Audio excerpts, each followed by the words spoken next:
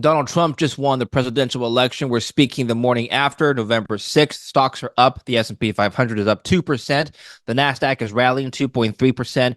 Gold is falling down 2.7%. Bitcoin hit its all-time high, or a new all-time high, last night as Trump started leading in the race. It's up now to $74,000, 7450, or 500 rather. Chris Vermeulen is here to break down what is going on with the markets and what's next following this election result. Chris is the chief market strategist at thetechnicaltraders.com. Welcome back, Chris. Good to see you as Hey, always. yeah, always a pleasure, David. Yeah, big day for sure in the markets here. Absolutely. Listen, your initial reaction to not just the election itself, but to the market reaction to the election result. Was this in line with your expectations, a bullish response to a Trump victory? Yeah, I wasn't really sure what to expect. I was expecting some type of rally. Whether the question is how big is this going to go? Like this is really just day one. But typically, once there's an election takes place and there's kind of a winner, it's going to tell us, people have got confirmation, comfort to get back into the markets. We have been seeing money move out of the markets for the last week or so, really just trying to protect their capital. And so we're definitely seeing, Trump moving in is like pro business. I would say it's like Trump and Elon Musk. They won together more or less, and they're both pro business. And so we're seeing small caps skyrocket today, and stocks across the board. But it's really the small cap stocks is taking the lead, up like 5-6% today, which is pretty exciting. And it just goes to show people are confident and comfortable that he's in, and things are going to favor business taxes.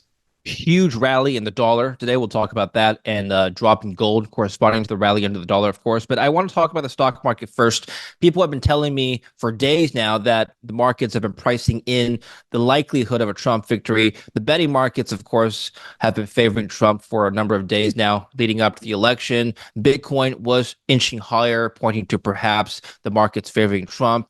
So if the markets were already favoring Trump, why did it pop on the result is my question. I mean, clearly that was somewhat of a surprise. Yeah, well, I mean, if people who actually like manage risk, you don't bet the farm and fully position yourself before the news comes out. I mean, that's not something I would do. It's you need to manage your risk. So savvy investors, fund managers, all that stuff, they've been pulling money back, loading up cash, reducing their exposure because this could have gone either way. It's still a coin toss, right?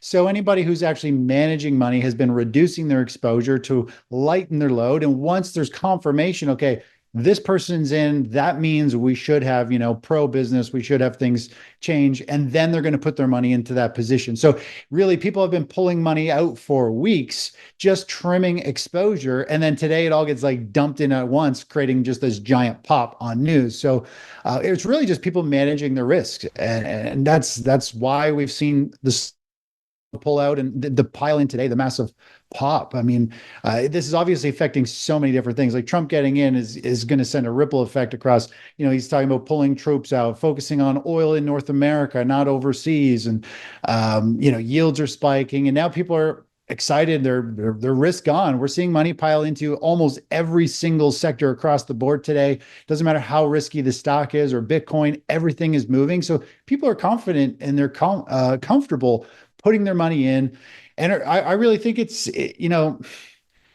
Trump has got one unique personality and he's one type of person. Elon, I see them now as like they're both president. They're like hand in hand. So you have Trump in his ways, and then you have Elon, which is totally opposite. And I think the two of them together actually will help neutralize each other. And I think it could be really powerful. I mean, we have no choice. That's who's in sync. But now I feel like we have two. Elon will help kind of control Trump a little bit, keep his like heels on the ground, and vice versa. So we have somebody who's pro world, save the planet, big picture, and Trump's about money and businesses and all that stuff. I think it could be really good, and that's why we're seeing money pile in. It's re-energized, I think, probably entrepreneurs, investors, going forward here. We'll get to some of Trump's promises and how they may impact the markets in just a minute. But let's take a look at the markets themselves. Can you flip over to your screen now, Chris? Yeah. We'll start with the S&P 500. So big pop today. The Dow is up over 1,200 points. The S&P, like you have on the screen there, just went up in a straight line. Yeah. So my first question is whether or not this Trump victory that supposedly is bullish for businesses, for pro-business, Is that going to change your stage three topping outlook? Yeah, it's a good question. So, the short answer is no. A one-day rally doesn't change an entire massive economic cycle and things that have been breaking down for more or less a few years. So this is bullish. I was talking to subscribers yesterday because yesterday was a broad market rally. We saw every sector rally yesterday before the election. And I was saying how this is a very bullish sign. People are liking the fact that they think Trump is going to win. Money is moving in across the board, and today is like follow through. There's finally conviction, so people can unleash the fury and dump all their money into the markets. Overall, this doesn't change the stage three top. This is a news driven event, meaning what if something goes straight up and has a huge gap up on price based around news, it usually is given back at some point. So I don't have huge belief that this is the start of a multi-year rally.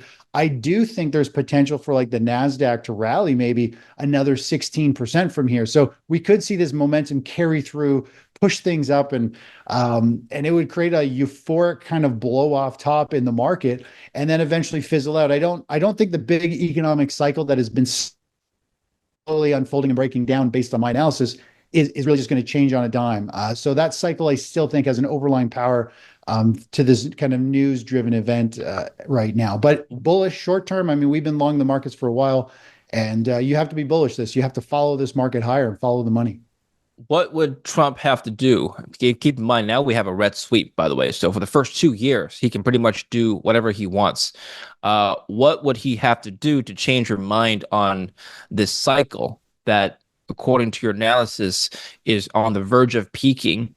And so the question is whether or not policies from the fiscal and perhaps monetary side can continue propelling this economic cycle to a new bull rally, a sustained bull rally for the next 2 years? Yeah, I mean that's a good question. I mean that's not my field of expertise of what a politician has to do. I'm like very disconnected Sure. from politics and things like that. But obviously, if he does things that are going to cut government spending, that's what Elon's trying to come in is try to cut costs without cutting jobs. They make things more efficient. Businesses maybe have some tax breaks, especially if you work within the United States or North America versus overseas. If Trump does things that stimulate more business and has perks, we're going to see people being confident in opening their wallets and spending more money because they feel like they're going to be able to make more down the road. And that'll spark the economy to continue to go. But obviously, we don't want to see unemployment keep creeping up. Sales have been relatively weak. Real estate market is struggling. Jump in yields could cause a big problem with real estate still. So when it comes to how I follow things, if Trump was to do stuff that stimulates the economy and money flow starts to pick back up, then the stock market and where the money's flowing into all the different assets, whether it's dollar, gold, utilities, Yeah. stocks, bonds, whatever, when the price of enough things actually turns or moves in favor from a technical standpoint that hey, this stage three top is now negated and it looks like we're starting another bull market leg higher, that's when I'll change. So we're still probably months away from that actually happening. And until then, we have to trade still in caution that the market could roll over at any time. The market is great at sucking people in, and that's what this rally could do. I was talking about this the other day to subscribers. Is we could see like an 8% to 16% rally in the SP 500 and Nasdaq, and the whole world piles in and just goes all in on this, and then suddenly out of nowhere, the whole cycle that I've been talking about for a long time finally kicks back into play, and everybody who's getting in is now in the stock market, and it's why it's driven it higher. And then suddenly the momentum rolls over and it fizzles and drops right out. And the whole rally was just sparked from, a Yeah. news driven new president getting in. So we just have to wait and see. It's not about predicting what's going to happen. It's about analyzing what is happening and then following that trend. And it is going to be a wild 4 years. I mean, Trump was in before and then he had a bunch of years off. It's just like if you learn something new, David, and then you go to sleep and you wake up the next morning and you're a whole lot better on it and you see things from a new perspective. Well, Trump's kind of had that. He was president, he's had time off, he's reflected, and now he's coming back in probably well better armed and educated now, having being out and now going back in, that this next 4 years and with he's got the world's biggest taxpayer Right. by his side. He's got the world's smartest man on his side. They're like best buddies now, it seems. So this is going to be a pretty wild 4 years, and all kinds of policies, and immigration and taxes and tariffs for China. China stuff is struggling; they're all worried now. We're going to see massive changes, and he wants to focus on making America good again, right? So that's what he keeps saying. So I think he's going to change a lot of policies and do a lot of stuff to focus on keeping things in North America. Uh, Technical levels now 6,000 on the S&P. Is that a huge resistance level for you?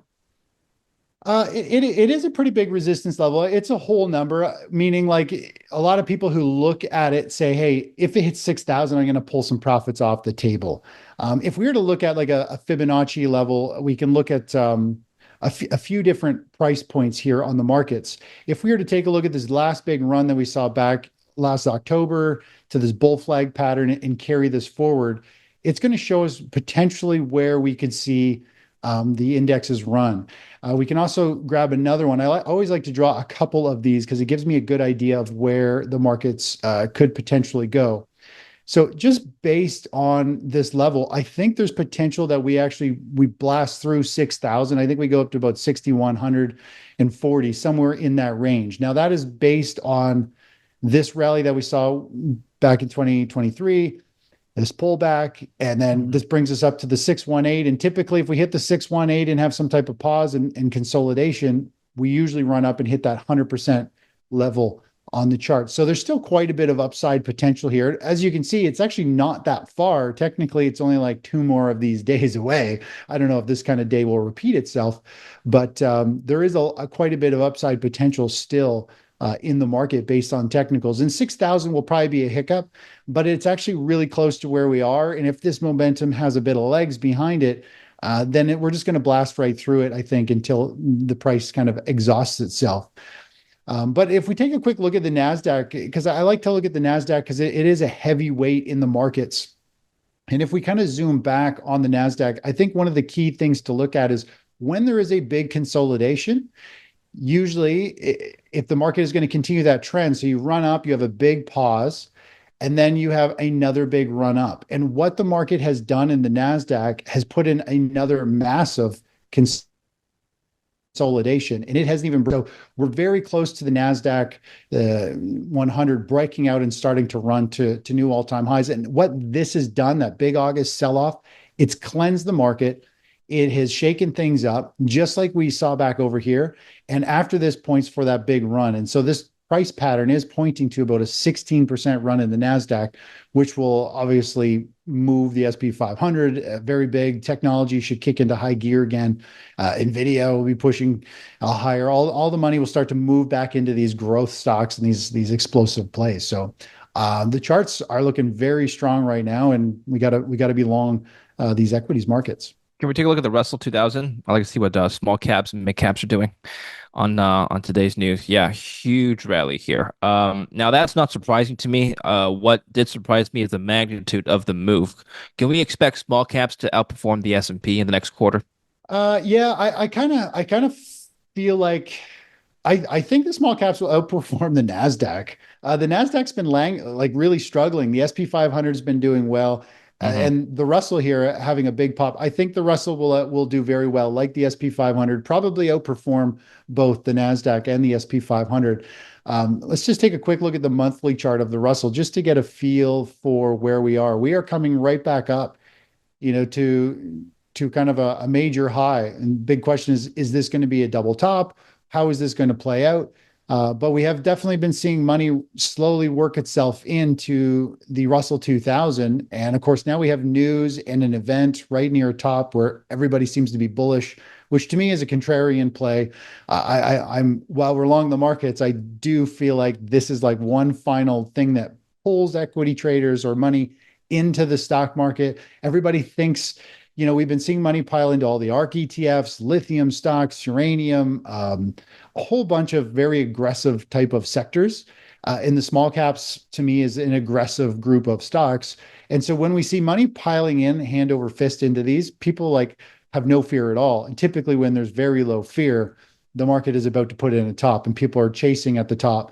So I think the Russell 2000 is going to perform very well, probably to the end of the year. Seasonality wise, we're on the upward stretch. Usually we rally into the end of the year. So I think stocks are going to do well. Russell will do well. The question is, how far does it go, and does it like turn into a massive leg higher, or is it going to just kind of grind higher from this rally point that we are today and kind of eventually stall out over the next couple of months as we head into the end of the year? We'll have to just kind of see how that unfolds. Well, as a trader, do you look at these pops as opportunities to take profits in the short term? I mean, think about it. Wouldn't you want to sell the news? As soon as the news came out that Donald Trump won, things rallied. Okay, well, Mm. let's take some profits, right? Doesn't that make sense to you? For sure, and we've been doing that. Like with our CGS strategy, we actually pulled some profits off right up near the high here, locked in some gains. It's pulled back down, and now we're heading up towards a next profit target. I think it's very important to trim off profits. A lot of people don't want to get out because they don't want to miss out on the rally. We're like, how are we going to make the money if we get out? But the reality is, the market will always have some type of pause and pullback that resets our signals for us to get back in with a full portfolio position. So it's nice to scale out, as you said, David. To me, that's one of the most valuable parts of managing your money is locking in some gains, moving up your stop. And once that's done, it really doesn't matter what happens. If it keeps going like it is now, we're going to hit more targets and move our stops up. If it rolls over and dies, well, we locked in a small profit on a portion of it. We got the rest out at our entry price. It doesn't turn into a loss. It's just a base hit.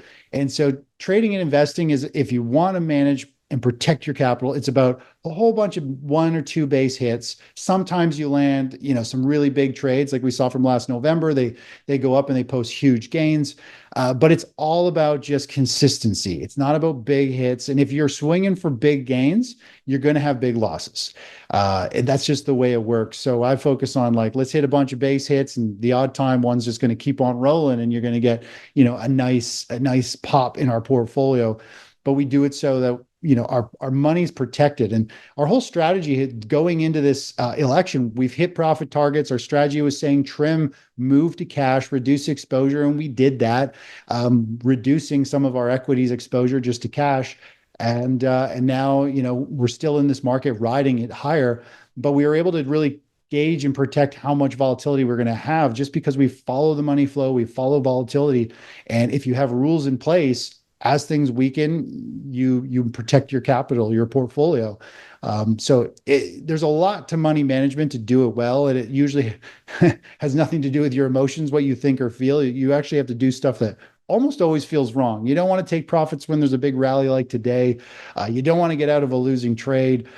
So many people are worried the markets are going to top, and they're not in this market, and they've missed out on the gains.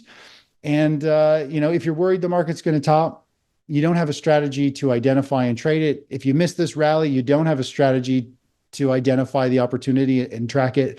And that's what most people have. They're either worried or missing out, both.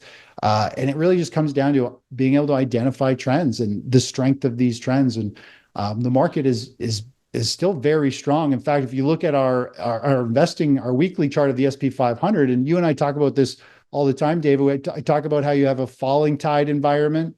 We have a rising tide environment. Into 2022 is a falling tide, and we've had this bullish bull market signal. I mean, the markets are up huge. If you know when you're in a bear market or a bull market, you know where to shift your money. Should you be net long stocks, or should you be in something else, or betting on falling pricing?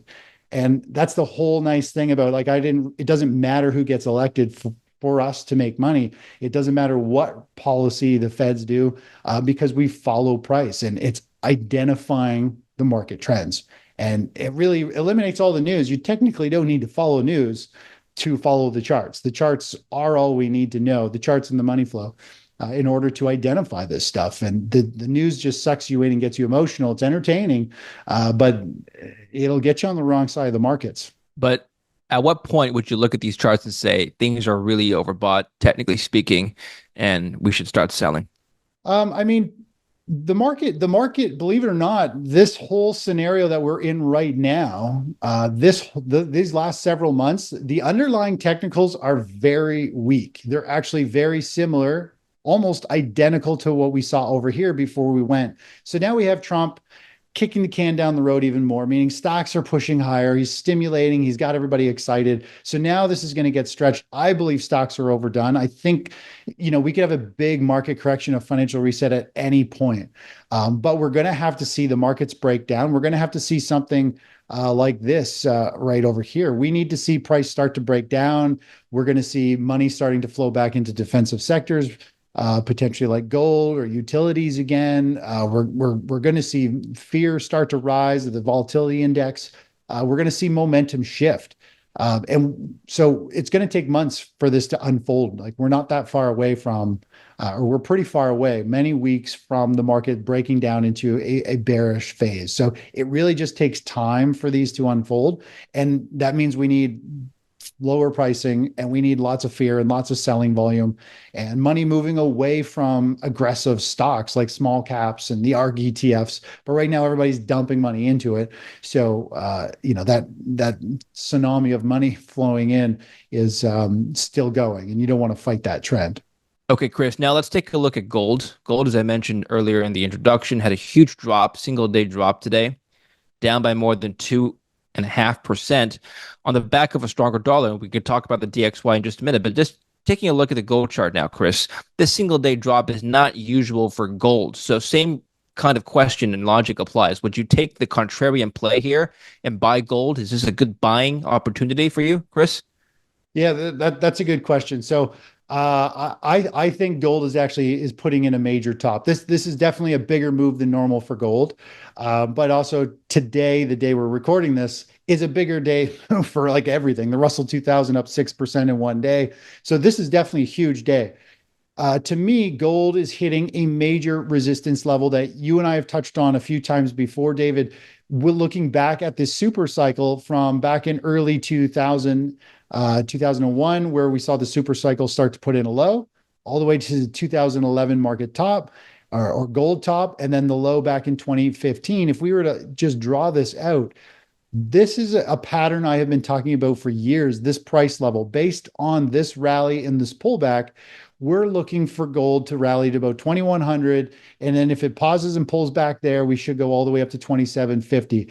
I talked about this back in 2019 when we broke out into a super cycle, saying these are the next two thresholds. We paused at the 618, which is a very, very bullish sign for gold. If it pauses when it hits this orange line, that is a sign that we're probably going to go and hit that 100% measured move to the upside. And so we have hit that in gold. So I talked about this over the last couple of weeks, saying gold is on fire. Everybody's talking about it, but it's actually hit the level we want. Like this is the area where I'd be moving your stop up, locking in gains. We actually locked in some gains on our GLD position about a week or two ago as we got up to these levels. And so I'm not expecting gold to go higher. It might go higher, but overall, the cycle to me for gold is more or less done. I believe this high we're seeing right here is equivalent to the high that we saw just before the last financial reset, where gold fell 34%. I think we're going to see gold probably fall and correct when the market does have a bigger correction. I think this whole election cycle is going to push and push money into the stock market and kick the can down the road, and the economy cycle down the road a little bit longer. I don't know how long, but I do feel eventually we're going to go into these massive cycles that happen in the economy and mentality and just business cycles. You can't really stop them. You can drag them out and kick them down the road a little bit, but eventually it's going to come into play, and I think gold will come down. So I don't see a lot of upside potential in gold in the near term. I'm more so expecting it to pull back over the next year. The dollar then, the DXY, huge gains in the DXY today. I know you've liked the dollar in the past, but is this move, again, same kind of question, is this move a little bit too much for you on a single day basis? Today is too much for everything. Something that has a huge gap and a huge move like this on news is not good. It's a news driven. It's a fake move is what I call it. So it could be given back at any point. But I am bullish on the dollar. I think the monthly chart. I mean, you and I are Canadian, so I mean, when looking at the Canadian exchange, I believe we're going to see the dollar rally all the way back up to the highs in the 120, potentially the 130 area or more. I think we're going to see like one US dollar being equivalent to like a buck 60 Canadian, which is huge. It's another 15% move from where we are. I think the dollar, Trump getting in and Elon getting in, I think that's going to help strengthen the dollar. The people are going to be like, hey, you know what? There's some brains behind this country, and they're going to try and sort stuff out, which puts a value to the currency of that country. You could argue that, I mean, the currencies and fiat currencies and the printing is out of control. But we're seeing people saying, hey, the dollar's the place to be. People are moving into it. And the big jump in the dollar is obviously putting a ton of pressure on gold today. One goes up sharp, the other's going down. So I like the dollar. When we look at the dollar on this monthly chart, there's no doubt it is, it has a series of higher highs, or sorry, higher lows, a series of higher highs. It is channeling higher. It's rallied, it's consolidated. I think it'll be a volatile run, but I do think we're going to see the dollar continue to break higher over the next year or so and become a powerhouse. And I think a really strong dollar could hurt a lot of big multinational companies like Microsoft and all those, simply because the US dollar will become so expensive that sales will actually start to diminish. So a strong dollar is actually not good for huge multinational companies. They're going to have to lower their pricing or just watch their sales slow down because other countries can't afford it in that currency. What happens if inflation rises again? The concern is that with Trump in the White House, tariffs or higher tariffs could be inflationary for a lot of people in the middle class, especially if you factor in the fact that imports on the things that we use the most often could be higher in price due to retaliatory tariffs. So I'm not saying that will happen, definitely, because the CPI index during Trump's last presidency didn't really significantly rise during his time. But anyway, suppose we do have a rise in inflation. How do you think markets will react to that? Yeah, it's tough. It is definitely a concern. You start raising tariffs on everything, like everything that comes into North America, I swear, is from another country. We don't make Sure. anything here in North America, it feels. Yeah. So it could definitely add to inflation. I think if we have high inflation, it might spur people not to save, that they're going to be like, I need to get into the stock market if inflation is going to be here to continue to make higher returns so I can like try and cover the inflation and all that. So it might push money into the markets versus people sitting in cash. It's going to be really interesting to see how that works. I mean, I think we're definitely dealing with pricing of everything has gone up dramatically. I mean, we were pretty stagnant felt like for like a decade or two before, and then COVID hit, and then we've done this huge step up to everything now is feels like 10x priced. And I'm hoping some of that will fade down a little bit as we go into hopefully some type of recession. But I think a lot of value there is and costs are still going to stay, and people are going to have to find sources to make money. They're going to have to become entrepreneurs or they're and find some ways to benefit, help other people so they can also generate money or be involved in the stock market. So it could drive people into the stock market. They don't want to stay in cash if they're worried Mhm. inflation is going to be here. But it's really tough. As the Fed raise rates, it becomes more lucrative and attractive to sit in cash. So it really comes down to the mindset. Investing and sales and how the world works. It all comes down to people's emotions. They don't do anything. Most people don't do stuff on logic. They do it on emotions. And if they're feeling good about the economy and the world and their business and they're happy, they're going to invest money. If not, they're in defensive protective mode. They're going to pull money and try to preserve it and be happy with a lower interest. So we just need to see how people are going to feel with a new president in, and today's showing us that, hey, they're feeling confident, comfortable and stuff, Yeah. and they're willing to take risk. Bitcoin is the other asset I want to touch on. So overnight, as election results started coming in and as Trump started leading dramatically over Harris, the Bitcoin price shot up to new all-time highs, surpassing $74,000. Today we're looking at, as I'm speaking to you now, at 600. So up another $100 since the beginning of the interview. So it's up 6.5% over the last 24 hours. Chris, what's your read on Bitcoin? Overbought or beginning of a higher uptrend here? I think we're starting into a new uptrend. It's funny. Back in 2001, I did an interview and I was on this crypto channel, and it was like this. It was the only time I've ever done an interview and I didn't watch who I was going on with, and it was like a Bitcoin channel. They put me on and they wanted to know my technical take, and I said, "Hey, Bitcoin, I believe, is going to about 16,000. That is what the chart is saying." And I feel the questions they were leading up to me. And long story short, the chart, they laughed me off the stage more or less when it was all said and done because they were perma bulls, sorry. But it's so funny. We saw Bitcoin after that fall to $16,000.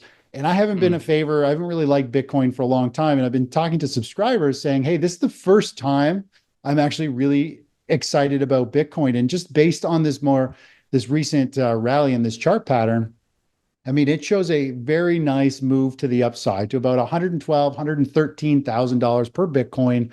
I'm actually looking to buy some Bitcoin potentially today or tomorrow for the first time in years. I haven't bought any. I'm not buying it as a big investment. I'm buying it just because I actually believe this chart pattern is pointing to a nice run. I want to just take part of it just for the hell of it because I've been against Bitcoin and crypto for so long. Like, I'm just Yeah. going to buy some.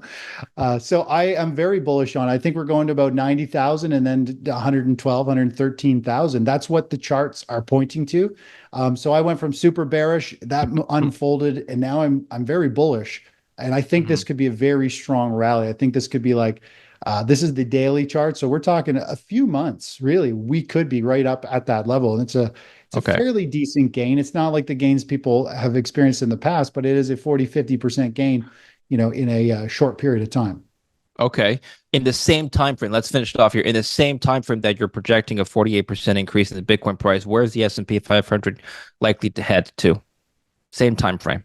Yeah, so I think they're all going to more or less move together, same time frame. So I think SP 500 is going to move to like 6,000, 61, 6,200 going forward. Maybe the SP 500 go a little bit higher, but I do feel like um, I think all this could actually happen like as we head into New Year's. So I Mm. think we have a couple months left, and this could be a very strong rally in Bitcoin and stocks. And then after that, we'll just see how things unfold come January. January will be a new year and all kinds of stuff unfolding. And it's usually where the market calibrates what it's going to do for the year. However, January closes is generally how, like positive or negative on the month, is generally how the year plays out. So we are bullish, favorable seasonality wise, election cycle wise. Um, Money is flowing like water into the stock market right now. And so I'm bullish, and I think we could see something good going into the end of the year. It's kind of that'd be ideal. That's what I'd like to see. But this financial reset that you told me about that could happen next year, that's Mhm. still in the cards. 100%. Yeah, I believe not 100% is going to happen, but that is exactly what I think is going to unfold. It Hmm. hasn't changed at all. This is just another big pop, and I think this is one of those pops that is going to suck a lot of investors who have Yeah. missed the recent rally. They're going to get sucked right into the market, saying, "I'm not getting left behind this time," and it's poor suckers are going to pay for it when the market Yeah. reverses. It's just the way the market works. Okay. Chris, good stuff. So asset revesting is the strategy. I'll put the link down below. Make sure to follow Chris there and learn more about his work. We'll speak again next time, Chris. Thanks, David. Always a pleasure. Always a pleasure to have you, and thank you for watching. Don't forget to like and subscribe.